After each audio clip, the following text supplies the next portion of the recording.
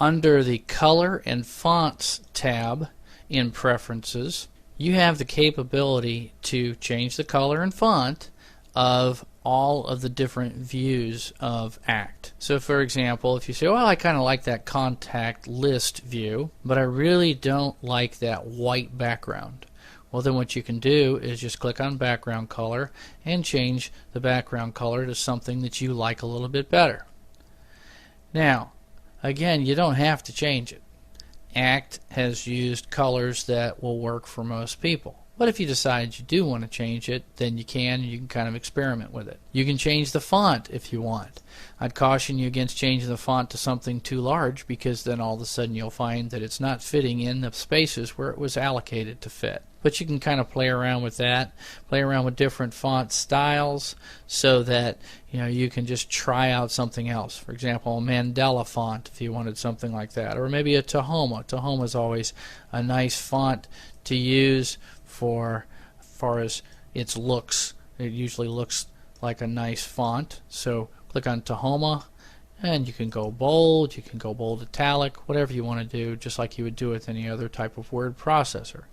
Click on OK, and you've made that change, and that change will be only for the contact list. Now, we can make changes for any of the others as well, simply by going over to the Customize box and choosing the one that we want to make the changes for. So, colors and fonts is one of the other preferences that we can change. We can even show grid lines if we want to, if we actually want to see the grid lines under each line as we look at a contact list. So that will dramatically change what our contact list looks like. Click on OK here, and then go to Contact List View. And let's just take a look at what the contact list looks like right now as it generates our contact list. As you can see, now it's got a gray background and it has a bold Tahoma font. But you can see that nothing else is affected in the database. We only changed the contact list view. And maybe some of you liked what you just saw, maybe some of you didn't. That's the idea. It's your preference. We're going to go back into Preferences, click on Tools, go to Preferences, and let's look at Calendar and Scheduling.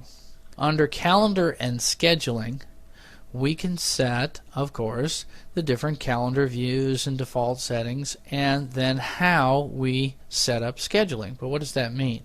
Well, if we click on Calendar Preferences, we can decide what days we're going to display on the calendar, and when the calendar starts, when the day is going to start, the active day, what the increments are going to be. Are the increments going to be 30 minutes, or are they going to be 15 minutes, or what are the increments going to be? Is our schedule so busy that we actually need to have 5-minute increments?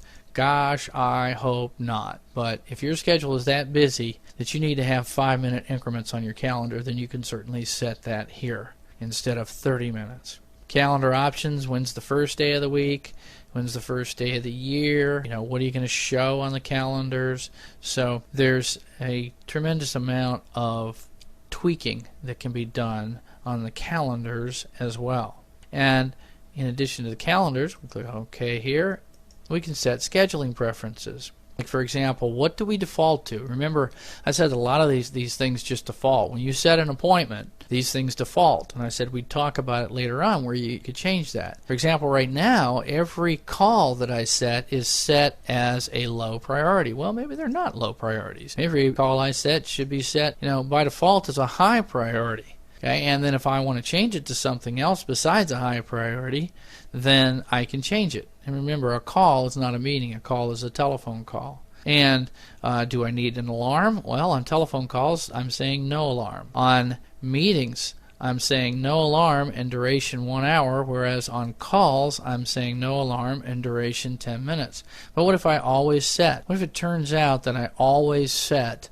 a 15-minute alarm? Just because of the geographical area that I'm in, I can get there in 15 minutes, so I'm always setting that alarm. Well, then I can set that as a default so that I don't have to set it every time, so that it automatically kicks in for me, which is a nice thing to be able to do. We can even customize the alarms. If I click on Customize Alarms, I can say, well, do I want you to play a sound? Do I want you to play a sound for how long? Or play a sound for how many times? So that it gives me the message but doesn't drive me nuts. Okay, as far as automatically displaying drop downs for these types of lists or for quickly setting appointments, how about start date, start time, duration? Again, we can tweak that out so that it helps us, so that the system helps us for things that we need in regards to setting these appointments, in regards to scheduling.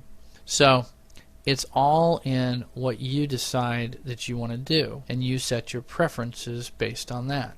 You can even set email and communication preferences and, of course, startup preferences. We'll take a look at those next.